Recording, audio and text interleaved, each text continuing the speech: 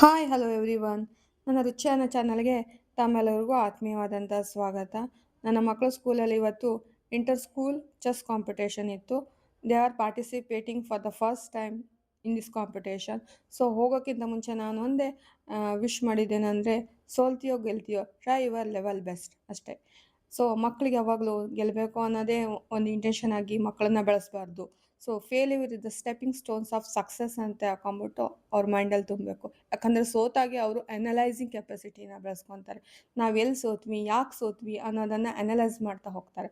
So ಮಕ್ಕಳಿಗೆ ಯಾವತ್ತೂ ಸೋಲೋದನ್ನು accept ಮಾಡೋಂತಹ ಕಾನ್ಫಿಡೆನ್ಸನ್ನು ಬೆಳೆಸ್ಬೇಕು. ಇಂದಿಂದ ಮಕ್ಕಳು ತಮ್ಮ ಜೀವನದಲ್ಲಿ ಎಲ್ಲೇ ಒಂದು ಸೋತರೂ ಸಮೇತ ಅದು ಯಾಕೆ ಸೋತ್ವಿ ಅನ್ನೋ ಒಂದು ಅನಲೈಸಿಂಗ್ ಕೆಪಾಸಿಟಿನ ಬೆಳೆಸ್ಕೊತಾ ಹೋಗ್ತಾರೆ. They take their own decision. ಈ ಒಂದು ಡಿಸಿಷನ್ ಮೇಕಿಂಗಲ್ಲೂ ಕೂಡ ಈ ಅನಲೈಸಿಂಗ್ ಕೆಪಾಸಿಟಿ ಅವರಿಗೆ ತುಂಬ ಮ್ಯಾಟರ್ ಆಗುತ್ತೆ. ಆ್ಯಸ್ ಎ ಮದರ್ ಆಗಿರುತ್ತೆ ಅಲ್ಲ, ಆ್ಯಸ್ ಎ ಟೀಚರಾಗಿ ಕೂಡ ನಾನು ಹೇಳ್ತಾ ಇದ್ದೀನಿ. ನಾ ಹೇಳೋದೊಂದೇ, never give up, try your best. So ಇವತ್ತಿನ ಈ ಒಂದು ವಿಡಿಯೋನ ಇಲ್ಲಿಗೆ ಮುಗಿಸ್ತಾ ಇದ್ದೀನಿ. ಲಾಂಗ್ ವಿಡಿಯೋದಲ್ಲಿ ನಾನು ಒಂದು ಫಿಶ್ ಫ್ರೈ ರೆಸಿಪಿಯನ್ನು ಅಪ್ಲೋಡ್ ಮಾಡಿದ್ದೀನಿ ಭಾನುವಾರದ ಬಾಡೂಟವಾಗಿ.